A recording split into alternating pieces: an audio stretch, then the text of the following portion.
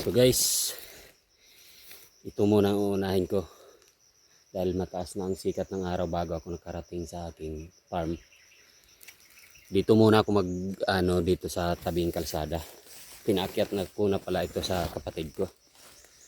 Kaya ito muna yung tatrabahoin ko. Bukas na ako doon sa loob kasi taas na ang oras.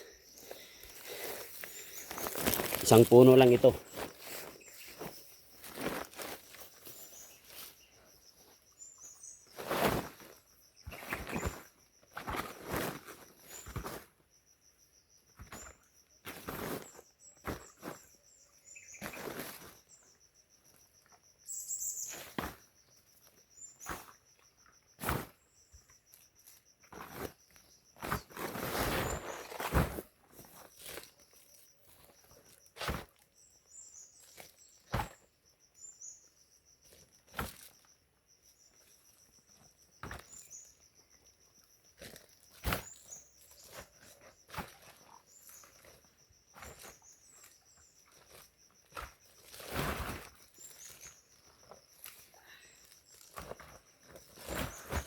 Isahin lang natin pagka bundok para iisahin lang pagbalat.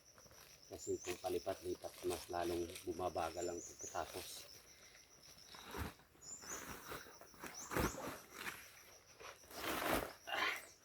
Ganito talaga pag isang mahirap sanay magsikap ng ganito.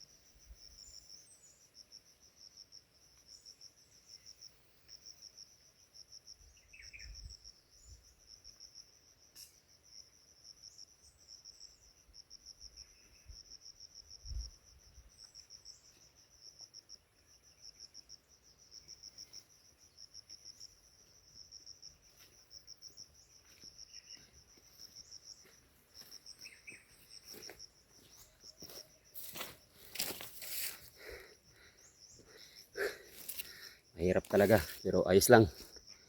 Kakayanin dahil ito na ang buhay ko eh.